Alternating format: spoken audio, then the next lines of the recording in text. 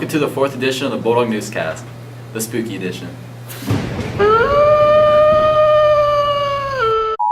We have a quick clip to show you about Mrs. Hermiller's Outsider Day. Hi, I'm Preston Brubaker, here with Mrs. Hermiller. On Tuesday, October 11th, your students finished reading The Outsiders and had an Outsiders Day. Can you tell us a little bit about that? Yeah, one of the themes in The Outsiders is the conflict between the social classes, the Sox, who are the West Side rich kids, and the Greasers, who are from the East Side, and they're the poorer kids. And the Greasers have all the rough breaks in life. So we did, first of all, they were allowed to dress as either Greaser or Soch, whichever one they chose. And then we had some relays where the Greasers had a disadvantage in each relay, and the Sox had a slight advantage, but not a big enough advantage to ensure a win, just enough to frustrate the Greasers. And so the Greasers had to decide, just like Ponyboy and his brothers in the book, how they were going to overcome their adversity and work a little harder so they could be successful. How did you decide the teams for the activities?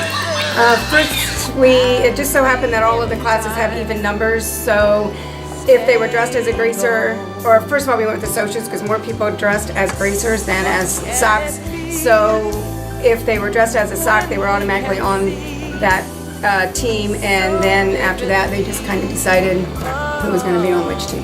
And last question, what did your students think of the activities? I think they enjoyed them. I think some of the Greasers got a little frustrated at times and wanted to give up and didn't think it was fair, but in the end they, I think, realized that if they work a little bit harder and they can overcome the adversity and the rough breaks they get in life and be successful. Alright, sounds good. Thanks for your time. Thank you. Thanks, Preston. Now out to an interview with Mrs. Zimmerly, who's going to show us how to use the AED in emergency situations. I'm here with the school nurse, Mrs. Zimmerly. Mrs. Zimmerly, we've noticed an increase in medical situations in the school. Why is it important for us to know how to use the AED machine? An AED is important so that anybody can help save a life if someone is going down or having a cardiac event. And how can someone learn to use the AED machine, and where could they go to do so? An AED is really easy to use. You just turn them on and there are voice prompts that will tell you what to do next. And anybody about over the age of 12 is able to be trained. And if you need to find a class, anybody can find one through the American Red Cross or American Heart Association. And now for a short video on AEDs. Guys, what do you guys think we'll do tonight practice? Probably run like we always do. I really hope we don't run, man. My chest been hurting like all day. You'll be good, dog.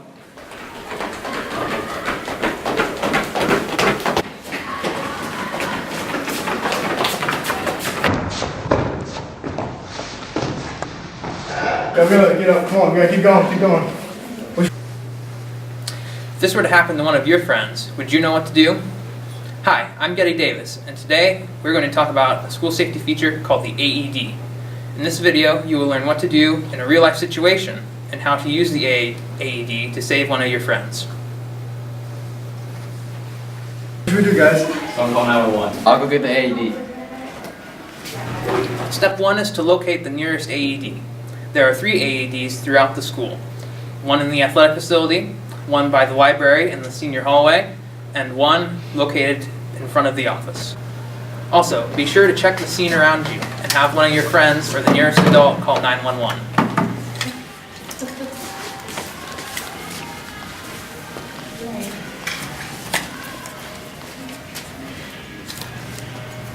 After you apply the pads to the person's chest, connect them to the AED and tell everyone to stand clear. Stay clear, stay clear. Next, push the Analyze button on the AED and allow the machine to analyze the person's heart rhythm. Analyzing heart rhythm. Again, make sure everyone is clear from the victim. If the machine finishes analyzing and tells you to administer a shock, press shock. Shock advised. Press the orange button now. Shock delivered. After the shock, begin to administer CPR. Continue this process until help or medical personnel arrives. For more information on this process, go to the following link or talk to Mrs. Zimmerly in the nurse's office. Now let's see what happens to Emilio over here. Oh, thanks, guys. You saved my life. No problem, bud.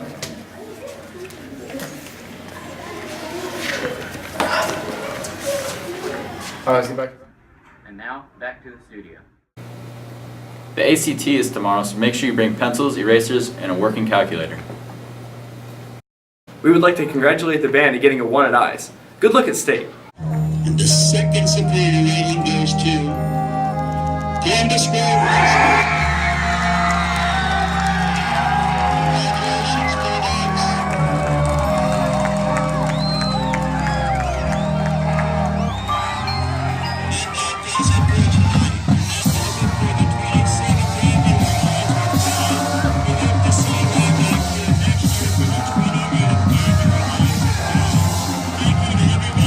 Now we're going out to Getty with the weather.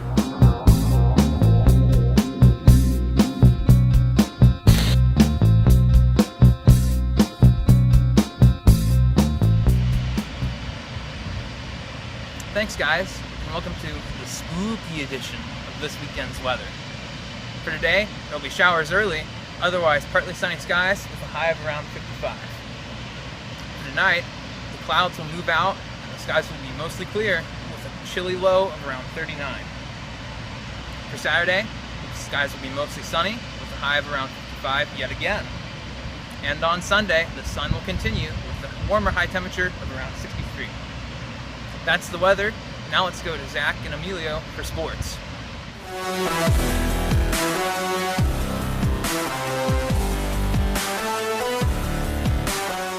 Now we're here for sports. Let's start with some volleyball highlights. The girls lost in a close match, losing in 5 sets. Riley Seibert has a nice block to save the point for Grove. Then Riley sets up Paige Bowman for a good spike. Our very own volleyball team defeated Liberty Bend in tournament action on Wednesday night. Now they advance to sectional finals against St. Henry on Saturday. In cross-country action this weekend, the girls won NWC while the boys didn't, but they all did well individually. Here are some highlights. Both Bulldog cross-country teams ran Saturday on their home course for the NWC Championship meet. The Lady Bulldogs won the NWC Championship, placing 6 members in the top 10. Taylor Ellebrock placed 2nd, Alyssa Ellebrock placed 3rd, and Leah Meyerholtz placed 4th to round out the top 5. Also finishing in the top 10 were Macy McClure in 7th, Sydney Witteberg in 8th, and Leandra Price in 10th. The team continues their season Saturday at Ottawa starting at 4:45.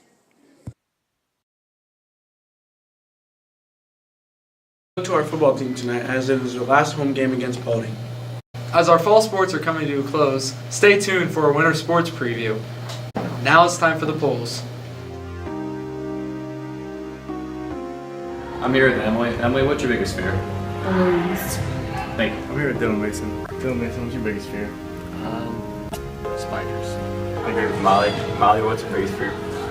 Heights. I'm here with Mikey. Mikey, what's your biggest fear? I don't got no fears. I'm here with Adam. Adam, what's your biggest fear? Thanks. Thank you. I'm here with one of the sergeants. Sergeants, what's your biggest fear? Getting hit by Reese. Thank you. I'm here with one of the other sergeants. Sergeant, what's your biggest fear? Spiders. Thank you. I'm here with Deuce. Deuce, what is your biggest fear? I would say my biggest fear would have to be tigers. It's a very scary animal. And I'm here with Trey. Trey, what's your biggest fear?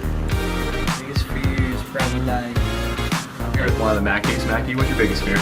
I would have to say snakes. Thank you. I'm here with Macy. Macy, what's your biggest fear? Dying. Thank you. I'm with Grant here. Grant, what's your biggest fear? Hillary Clinton becoming president. And also, are you afraid of people jumping out behind you? Well, I mean...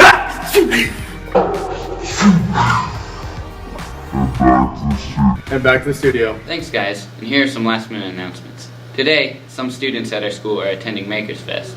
To those students attending, have a great time. Next week, our school is hosting the annual Red Ribbon Week for drug awareness. The NHS blood drive will be Tuesday, November 8th.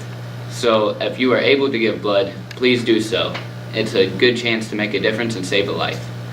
That's our spooky edition of the Bulldog Newscast. And I'm out.